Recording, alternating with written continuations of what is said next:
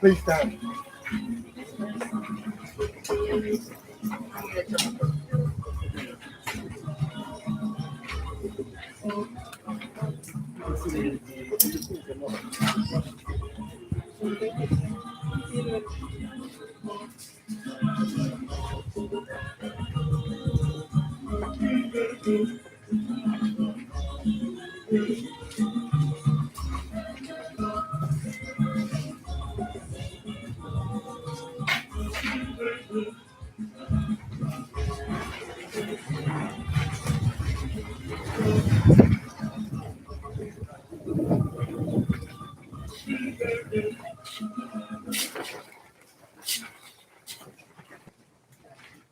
N'aha Nna na Nwa na Mmụọ Nsọ, ka amara nke Onyenwe anyị Jesu Kristi, n'ịhụnanya nke Chukwu Nna na mmekọrịta nke Chukwu Mmụọ Nsọ na-enye dịrị unu niile.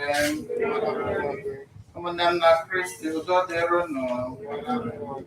N'ụbọchị taa, anyị na-ekele Chukwu maka ikwe ka anyị hụ ọnwa nke Ọgọst, na-arịọ ya amara n'isi anyị niile na ezinụlọ anyị.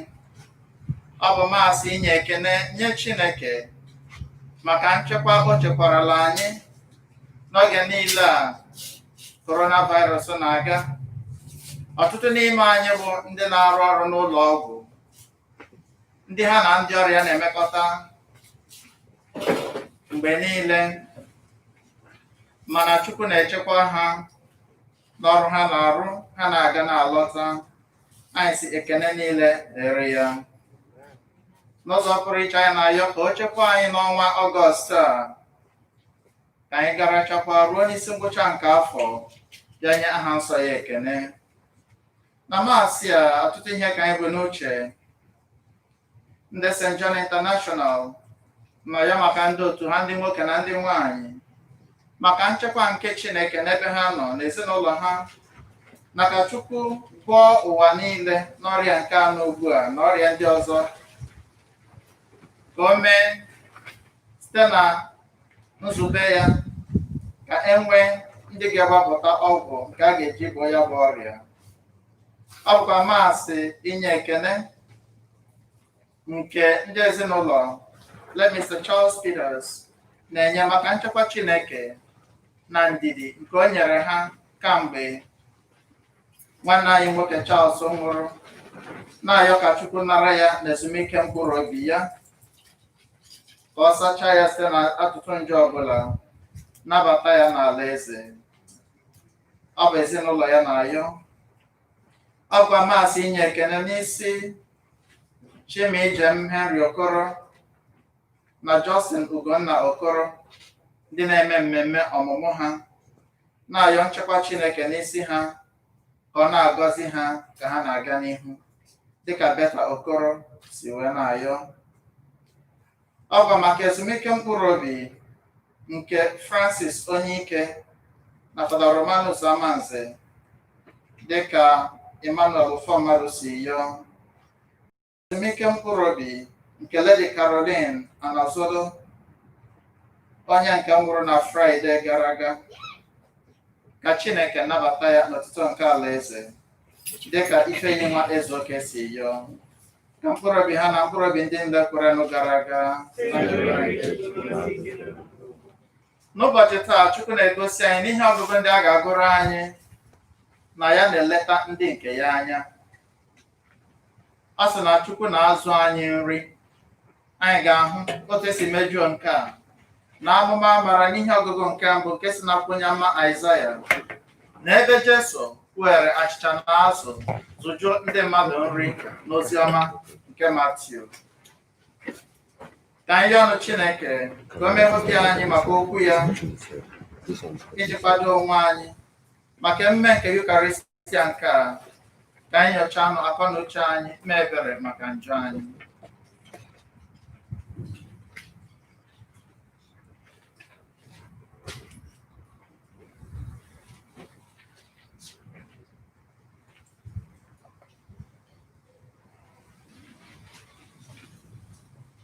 Onye bịara n'ụwa ịzọpụta ndị lụghara elụgha, onye nwe anyị mee ebere. Onye bịara n'ụwa ịtọghata ndị ome njọ, Kristi mee ebere. Onye nọ n'aka nri na na-arịọtara anyị Chukwu arịrịọ, onye nwe anyị mee ebere. Ka Chineke ji ike niile mere anyị ebere, gbaghara anyị njọ anyị, duru anyị na ndụ ebe ebe. Otuto dịrị Chineke n'elu kacha elu, n'ụwa udo dịrị ndị mmadụ ndị nwere obiọma. Anyị aja gị mma, anyị agọzie gị, anyị esekpuore gị, anyị etoo gị, anyị ekele gị n'ihi nnukwu ebube gị. Osebụrụwa Chukwu eze nke eluigwe, Chukwu nna achị ike niile, dị nwanụ Jesu Kristi, so otu nwa Chineke mụrụ, dị nwanụ Chukwu, nwa atụrụ nke Chineke, nwa nke nna. Gị onye na-ekpochapụ njọ nke ụwa, mere anyị ebere. Gị onye na-ekpochapụ njọ nke ụwa, nara arịrịọ anyị. Gị onye nọ n'aka nri nna, mere anyị ebere. N'ihi na sọ gị dị nsọ, sọ gị bụ dị nwanụ, sọ gị Jesu Kristi kachasị dị elu, gị na mmụọ nsọ na ebube Chukwu nna. Amen. Ka anyị rịọ arịrịọ.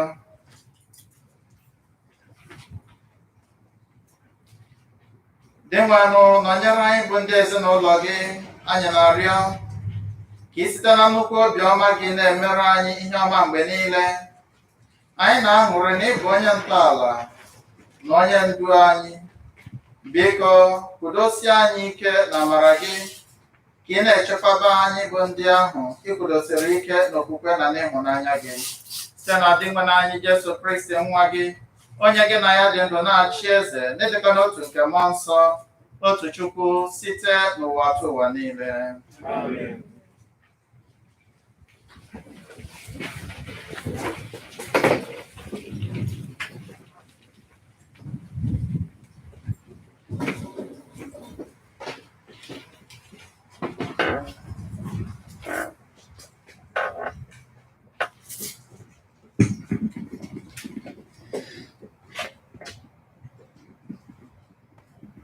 Ihe ọgụgụ ewetara n'akwụkwọ onye amụma Aịzaya. Geenụ ntị, ọ bụ di nwanụ m na-ekwu. Ndị niile akpịrị kpọrọ nkụ, bịanụ na mmiri. Ndị niile na-enweghị ego, bịanụ nara nri ọka rie. Bịanụ ṅụọ mmanya na mmiri ara akwụghị ụgwọ, na-atụnyeghị ego ọbụla. Kedu ihe unu na-azụfusi ego unu n'ihe na-abụghị nri? Gịnị ka unu na-azụfusi ego ụgwọ ọnwa unu n'ihe na-anaghị eju afọ? Geenụ m ntị nke ọma ka unu wee rijuo afọ. Unu ga-eji ihe gbara abụba rijuo afọ. Leruonụ anya ala bịakwute m, tọọnụ ntị n'ala ka unu wee nwee ezi ndụ. Mụ na unu ga-agba ọgbụgba ndụ ahụ dị ebighị ebi, maka irite uru ahụ dị na nkwa ekwere David. Okwu nke osepụrụ ụwa. Ekele dịrị Chukwu. Ihe anyị ga-aza bụ aka nke onye nwe anyị na-azụ anyị. Ọ na-aza anyị oku na mkpa anyị niile, mmadụ niile. Aka nke onye nwe anyị na-azụ anyị. Aka nke onye nwe anyị na-azụ anyị. Ọ na-aza anyị oku na mkpa anyị niile. Zaanụ ya. Aka nke onye nwe anyị na-azụ anyị. Ọ ọ na-azụ anyị oku na mkpa anyị niile. Onye nwe anyị bụ onye amara na onye ebere, anaghị ewe iwe ọkụ, obiọma ya ebuka, a na-emere ihe niile o kere eke ebere, zara ya. Aka nke onye nwe anyị na-azụ anyị, ọ na-azụ anyị oku na mkpa anyị niile. Anya dum ji nchekwube na-ele gị, ka inye nke ọbụla nri ya na mgbe ya. Ịsaghee ọba aka gị, ihe niile dị ndụ na-enwe afọ ojuju, zara ya. Aka nke onye nwe anyị na-azụ anyị, ọ na-azụ anyị oku na mkpa anyị niile. Onye nwe anyị kwụbara aka ya ọtọ n'ụzọ ya niile, ọrụ ya niile dị asọ. Onye nwe anyị nọ nso n'ebe ndị niile na-akpọku ya nọ, ndị niile ji eziokwu na-akpọku ya, zara ya. Aka nke onye nwe anyị na-azụ anyị, ọ na-azụ anyị oku na mkpa anyị niile. Ihe ọgụgụ wetara n'akwụkwọ Pọl ya nsọ degara ndị Rom. Onye ga-ekewapụ anyị n'ịhụnanya Kristi? Ọ bụ nsogbu, ka ọ bụ ahụhụ, ka ọ bụ mmegbu, ka ọ bụ agụụ, ọ bụ ịgba ọtọ, ka ọ bụ ize ndụ, ka ọ bụ mma agha? Abịa n'ihe niile ndị a, anyị karịrị dike ọgụ n'ihi onye ahụ hụrụ anyị n'anya, maka na o were m anya na ma ọnwụ ma ndụ, ma ọ bụ ike dum dị n'ụwa, ma ike dum dị n'ala mmụọ, ma ọ bụ ihe dị ugbu a, ma ọ bụ nke ga-adị n'ọdịnihu, ma ọ bụ ike mmụọ ma mmadụ, ma ọ bụ elu ma ọ bụ ala, ma ọ bụ ihe ọbụla ekere eke. O nweghị nke ọbụla nwere ike ikewapụ anyị n'ịhụnanya ahụ Chineke mere ka o rute anyị aka site na Jesu Kristi onye nwe anyị. Okwu nke ose bụrụ ụwa. Olite na ọtọ. Aleluya, aleluya. Ka nna onye nwe anyị Jesu Kristi meghee anya nke obi anyị, ka anyị wee hụ ka olileanya na oke ahụ ọ kpọrọ anyị si buo ibu. Aleluya.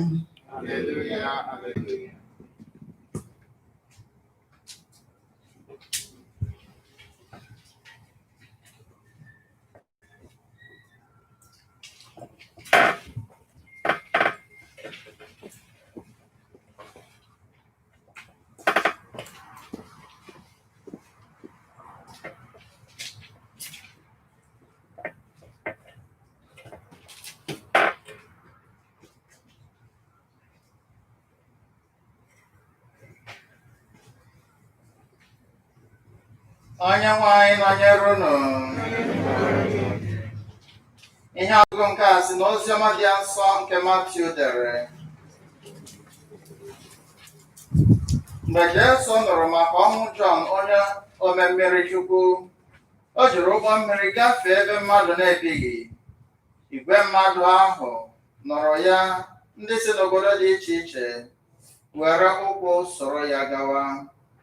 Mgbe ọ pụtara n'ụgbọ mmiri wee hụ oke igwe mmadụ, ebere jupụtara ya n'obi, kpalitere ya ịgwọ ndị na-arịa ọrịa n'etiti ha.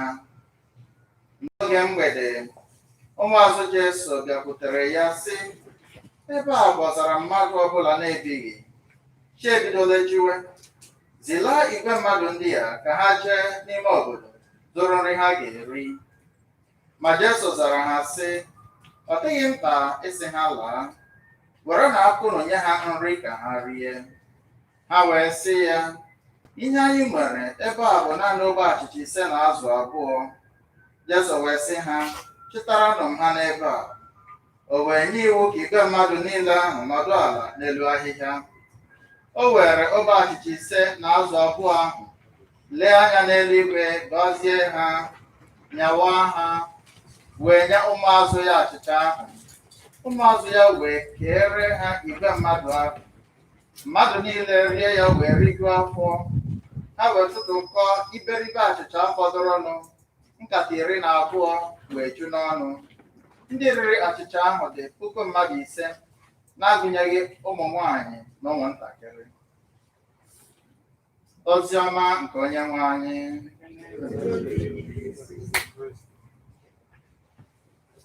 Otito dịrị Yesu. Otito dịrị Yesu. Praise the Lord. N'ụbọchị taa, a na-abịa igosi anyị na Chineke, God is in charge of our lives.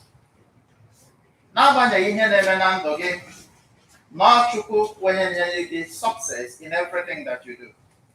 Ọ sị na Chukwu na-azụ ndị nke ya nri. Na ihe a gwara anyị na abụ ọma taa, aka nke Onyenwe anyị na-azụ anyị, ọ na-azụ anyị oku na mkpa anyị niile. Egosi anyị ihe a n'ihe ọgụgụ nke mbụ, in the first reading from the prophecy of Isaiah. Ọ sị anyị, come and eat rich food. Come and drink rich wine. Come and be filled by me. Come and take milk and drink, corn and milk. In other words, everything you could call nourishment, food, milk, drink, more wine, more milk. Also, the rich one. And then to show us the futility of our own efforts. Yes, again,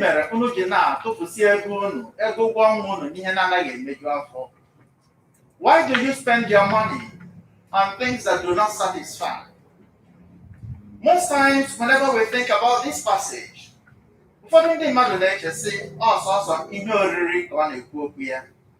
yes, all our needs. Look at that psalm again.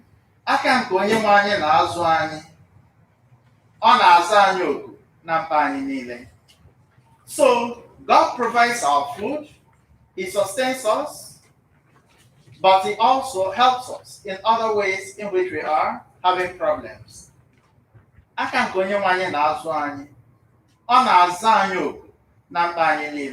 In other words, any problem that you have, you need to call upon God for you to receive a genuine solution to that problem. God wants to call our attention to the fact that most times we direct our attentions to the wrong place, seeking solution to our problems.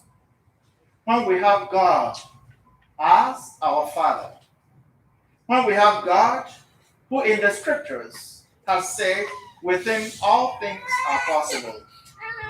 With God, all things are possible. Those are 3 places in the scriptures. Also, with Him, all things are possible. And get that where Abraham Virgin Maria, now Luke chapter 1, where Angel Gabriel where no Gabo, Neko, and Zabota. I wonder, how can this be? Yahweh said, Imapana, Elizabeth, one leg one. Nazi, Nime, one fishing. Ya only Mama in the other one. Mama only speak to God 6 months. Nina, on waking her Chineke happen on woman. In the same way, now Genesis chapter 18, when the 3 angels came to the house of Abraham, Ajukwaya said,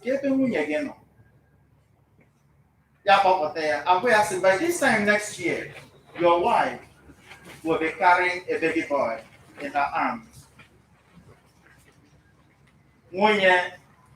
Abraham and Ranimula watch, say more when come the Wagadi one.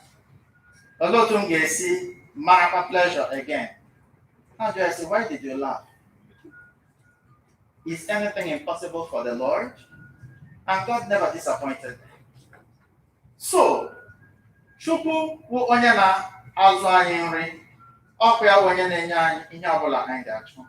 So God is trying to show us it's not only food, but also every other problem that we have.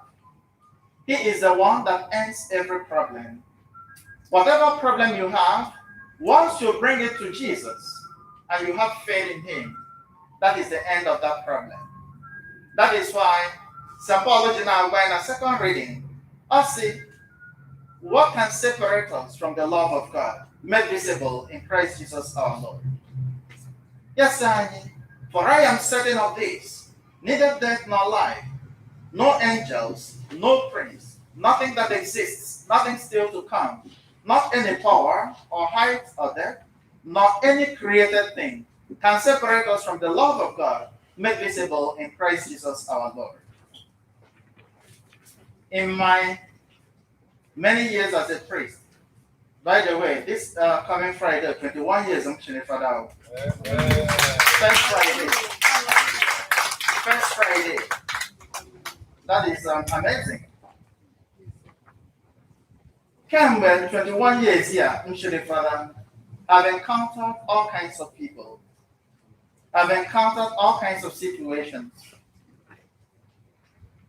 Manam, a lot of people who were so depressed that before they tried to commit suicide, the grace of God came. Before their depression came to the extent that they could not make a sentence straight. Mana enwonye bara ha say, seek the face of God. One of them got in a pharmacy. Guess what? Onye got in a pharmacy of my parishioner. Ya na nwe pharmacists. Mo gara to about here. Ya just job when they making it. Ya see ya. Doctor said, no, I am in depression. The girl herself, who a pharmacist, are saying, I don't think this can help you. You need to talk to somebody. I'll recommend my parish priest. I'll call him for you. Yeah, call lawyer. A video counsel 1-1. Very ignorant. The next week, when I saw her, I didn't recognize her along the road. And there were many such stories. There were a magistrate. Depression, yeah, Mary. In here, Allah Ojile. Dr. Agwe said it could be long term, it could also be short term. And she's Anglican. Somebody had directed to me in that parish. Yeah, maybe the counseling and prayers. Magwe said, in the name of Jesus, you have come to the right place. Also, Naya go to psychologists. Agwaria said, oh, when you can take your time. I got the long term or short term. And we are saying in the name of Jesus, it will be short term. Amen? And yet, within 1 week, when I saw her, her face has straightened up. And she went back to her office as a magistrate. And she started coming to the Catholic Church. What I'm trying to say is that sometimes we have all kinds of problems, but I know where more faith than in God who solves the problems. And sometimes our problem is that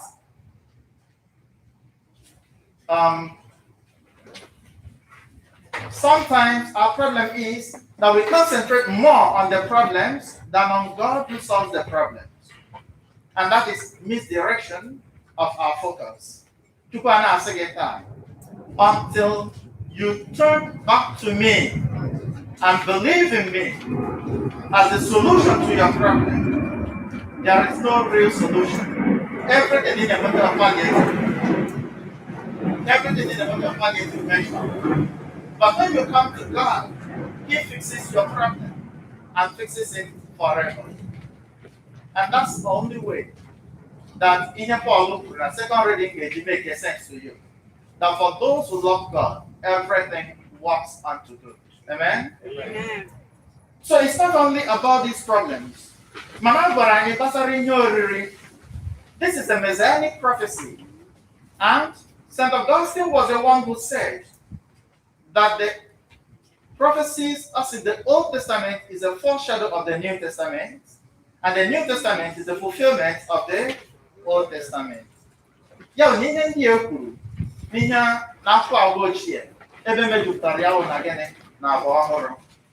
Jesus Christ was the fulfillment of all these prophecies, messianic prophecies. That's why today in the gospel, I am Ebe Jesu Christi, onye no na akuzi nkuzi saints. ya chọọ to withdraw from the people, ndị mmadụ achọrọkwa ya gawa ebe ahụ, ya emepụrụ ha ebere, ya ebido kụziwere ha, gwọwa ndị ọrịa nọ n'etiti ha. So it's not only food that he gives, he heals our sickness, he solves our problems. God is always moved whenever his children are facing a problem, and he is always there to help them. Or can we involve him? The only way you involve God is through your prayer and your faith in him. Yesu Kristo ebido kụziwe, ya nọ na ya bịagagwa ụmụazị abịagwa ya sị, ndị a nọteela ka ebe a, zila ha ka ha lawa gaa zụrụ ihe n'ime obodo gaa rie. So you see the difference between how human beings handle problems of their fellow human beings and how God handles. Ụmụazị Yesu Kristo hụrụ ndị a as a problem to be solved, as a case to be handled, but Jesus saw them as the children of God who needed love. Ndị ka sị, ọla ha ka ha gaa zụrụ ihe rie. Christ sị, o nweghị uru ọ bara ịkpọlawa ha. Give them something to eat yourselves. Amen? There are some people, they are good at pointing out what has not been done, but they will not be ready to fix anything. How would it be? Christ in our mind said, you don't just identify a problem, you should also be ready to help solve the problem. And what I've learned within these years as a priest is that it doesn't take much to solve problems. The thing about how big is the problem? What do you have? In all that is needed, what do you have? And then what do you not have? How can you bring these things? I'll give you an example. In 2006, in my former parish, I were cooking fair, cooking competition, to raise funds for the diocese. Now after the Hurricane Ivan, like Grenada, and almost every church, roof yapor, presbyteries, roof yapor. I am under the Capolin for 4 months, ministering to the people of God. So, 2006, Nana Parish, I just seen again with this cooking competition. I seen again notices. HLM 4 months from when he noticed him. One day, the deacon in charge of one said, I will be having the last meeting tomorrow, and we have not been seeing any representative from your parish. You see, but you never sent me any notice. I've been waiting for it. See, okay. I said, will you participate? I said, yes, we must. I said, how can you do it? I said, God will do it. Just say, in the next 2 weeks, can you make the competition? See, I can somebody to you. God will attend the meeting. Itemize here, point by point. You know the stuff in your previous meetings in the past 4 months. We can work with that. And that was exactly what he did. We called some people in the parish, and my meeting. As usual. And when that's his father, what did I get?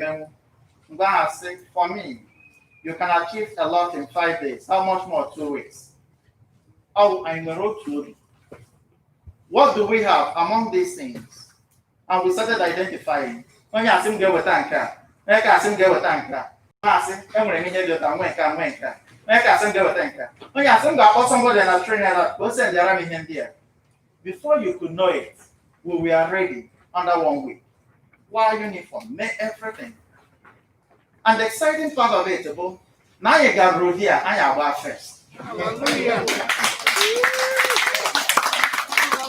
And it didn't stop there. The following year, 2007, we took first position again. The following year, we took another first position. Because the next year, redeem one. Half in the win here 3 times. I have to run your gas browser. Top one on my parish, like Grenada up till now. And they have been maintaining that. What am I trying to say? You could have a problem that looks like a mountain, but the Bible says, if you have a problem that is as big as a mountain, or that is as small as a grain of sand, and you don't have God behind you, it looks like a mountain. But if you have a problem as big as a mountain, and you have God behind you, it looks like a grain of sand. Amen? Amen. The thing about, are you playing your little part? Christ, with 5 loaves of bread and 2 pieces of fish, he fed more than 5,000 people. And what everyone will agree to the fact that whenever you have a religious gathering, so all Roman the 5,000. You can imagine, carry 6,000. But Jesus fed all of them and picked here the pieces and filled 12 wicker baskets. So food that could not fill a basket at the beginning, the particles filled 12 wicker baskets. That's a miracle. What it shows us is that with God, little could mean much. Amen? Amen. With God, little could mean much. And when we transpose it to the Eucharist, because this is a prefigure of the Eucharist, it also shows us that in the Eucharist, you have more than enough. You have more than enough. So it's not like I received the smallest piece. The smallest piece is as great as the biggest piece. And that is also why, after every communion, we try to clean the sacred vessels so well, so that nothing will be wasted, because that will be desecration. Christ said, now pick up the pieces so that nothing will be wasted. I'm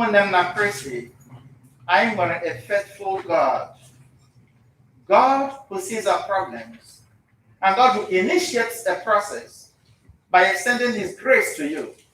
It is yours to respond to the grace and play your own little part. Mgbe ụmụazụ Yesu Kristi, mgbe ọ gwachara ha ihe gbasara otu a ga-esi chụpụ ajọ mmụọ dị ike, ha si, well, Lord, increase our faith. Yes, I tell you, if you have faith as little as a mustard seed, you could tell this mountain to fall into the sea and it would obey you. That's it. What are you doing with it? So no matter what problem you have today, just know that it is not true that there is no solution to your problem. There is indeed a solution to your problem, and that is God Himself. Bring your case to God. Do the little thing you should do by praying and putting your trust in Him. And you'll be in for more than a miracle. So we pray today that God, who loves us so much, who gave us His only Son, Jesus, that He will continue to bless our hearts and bless our families, to understand who He is in our lives as our Father, and to understand how ready He is to help us in our necessities, and that He may ginger our faith to call upon Him in prayers and trust Him, so that at the end of each problem, we'll be filled with testimony unto His holy name through Christ our Lord. Amen.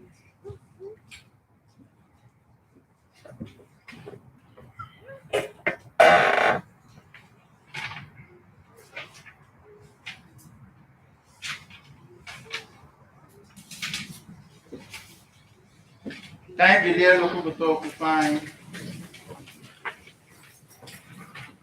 Ekwere m n'otu Chineke, nna achị ike niile, onye mere n'igwe na ala, na ihe niile a pụrụ ịhụ anya na ndị a na-apụghị ịhụ anya, ya na otu onye nwe anyị Jesu Kristi, so otu nwa Chineke mụrụ, nna a mụrụ tupu ụwa tụ ụwa niile, Chukwu si na Chukwu, ihe si n'ihe, ezi Chukwu si n'ezi Chukwu, a mụrụ ya mụ, eme ya eme, ya na nna bụ otu ihe n'ọdịdị ebighị ebi ha ji bụrụ Chukwu, onye si na ya mee ihe dum, onye maka ihe anyị bụ mmadụ na maka ihe nzọpụta anyị siri n'eluigwe gbadata. O were ahụ na Virgin Maria site na mmụọ nsọ, ọ bụrụ mmadụ, akpọgbuo ya n'obe n'ihi anyị n'oge ọchịchị Pontius Pilate, ọta ahụhụ, nwụọ, elie ya. Ma o bilitere n'ụbọchị nke atọ ka akwụkwọ nsọ si kwuo, nọrọgoro n'eluigwe, nọrọ n'aka nri Nna.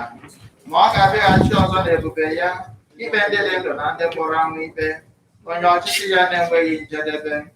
Ekwere m na mmụọ nsọ, dị mmanụ na onye na-enye ndụ, onye si na Nna na Nwa pụta, onye a na-esekpụrụ na-etokọrọ ya na Nna na Nwa, onye si na ndị amụma kwuo okwu.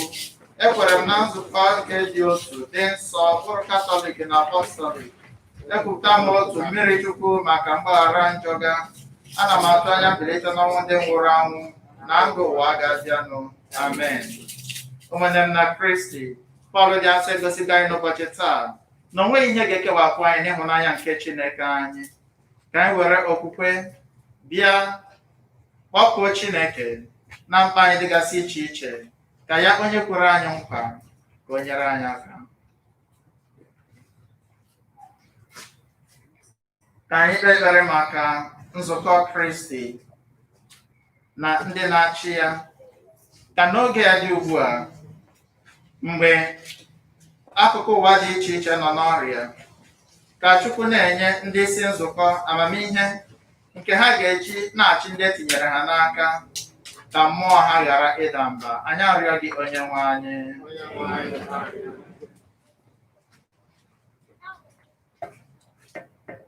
Ka anyị kpee ekpere.